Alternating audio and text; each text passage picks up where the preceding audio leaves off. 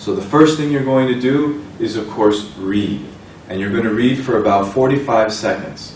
Then you're going to listen to a conversation between two students. After that's finished, you're going to get a question that asks you something about the conversation and the reading.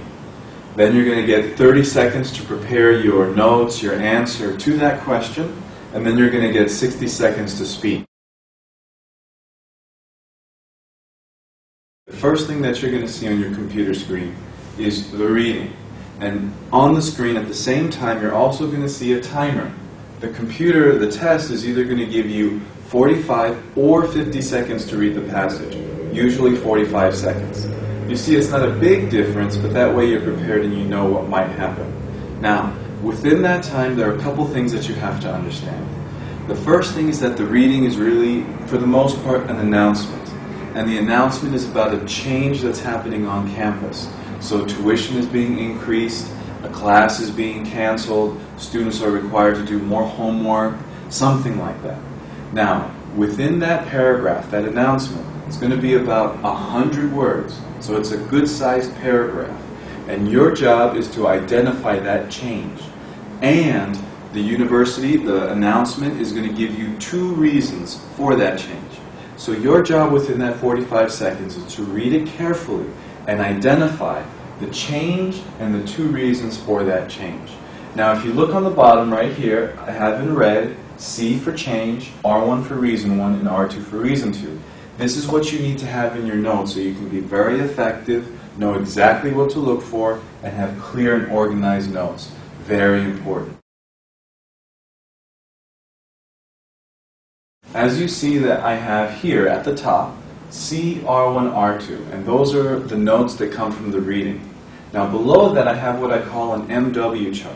Now the reason for that is the listening is going to be a conversation between a man and a woman.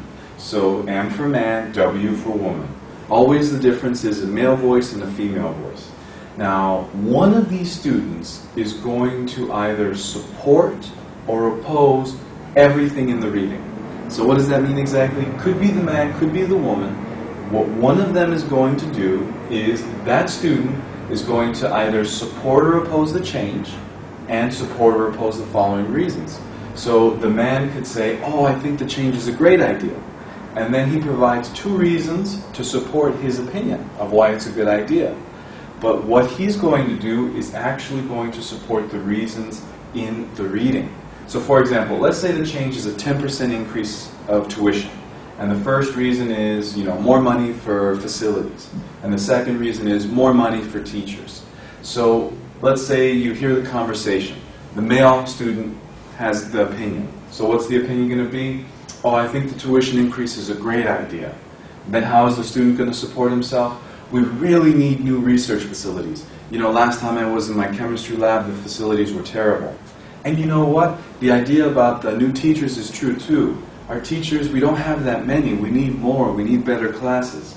And the woman is just going to kind of be pushing the student along. Oh yeah? Really? So all you have to do is focus on that one student giving the heart of the information and know that that information is going to support or oppose what you read.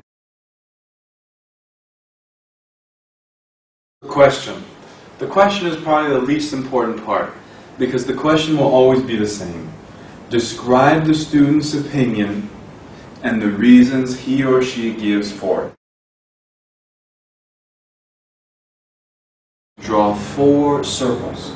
So the first circle goes around all the words that deal with the change that you read about in the announcement. Your notes on that. Do not circle the reasons because you're not going to say them. They're a waste of time, and this is the important piece of information. So again, don't say them. We just took notes to help us understand the conversation better. Now, in the conversation, one of the students gave their opinion and reasons.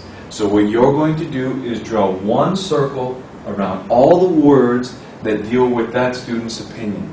Then what you're going to do is draw another circle. So this is the 3rd circle around all the words that deal with the first reason, and then a 4th circle around all the words that deal with the second reason. So at the very end of your 30 seconds to prepare, you should have 4 circles. And don't forget that as you're circling, review the words so that you know what you're going to say. So the first sentence that you're going to deliver talks about the reading. You must have it, very important, necessary for your score. The reading states that, and tell me about the change. Tuition is being increased by the university. Something like that. You see that we're not going to mention the 2 reasons in the reading. Don't need to, takes too much time. The next sentence, the man's opinion is that, and tell me what that is. This is a great idea. This is a good or a bad idea. Then after you give me the man's opinion, you're going to say he provides 2 reasons. So it's nice, clear, and structured. Then you say first, describe the first reason, right? Second, describe the second reason, and then finish with a conclusion. That's why the man thinks it's a great idea. So in the end, you're going to use the information from the first circle here, the second circle here, the third circle here, and the fourth circle here. So that's going to be very clear and easy for you to do. Here are a couple of big tips. First, don't worry about paraphrasing or changing what you heard. Say it the exact same way with the exact same words.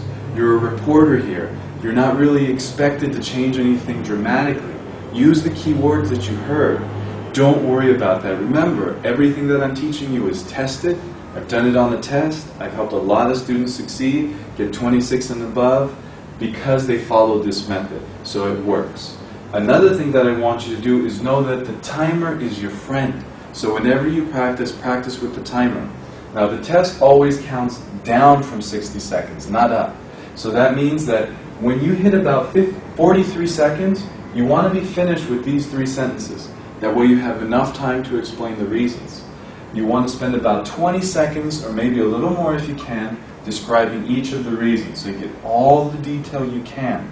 And then, of course, in the last 3 seconds, just shoot out the concluding sentence. And in the end, that'll be a powerful way to show the person grading you that you heard everything, understood the structure, and deserve the highest score possible. Now you've learned everything there is to learn about question number 3. So what to do next? Practice.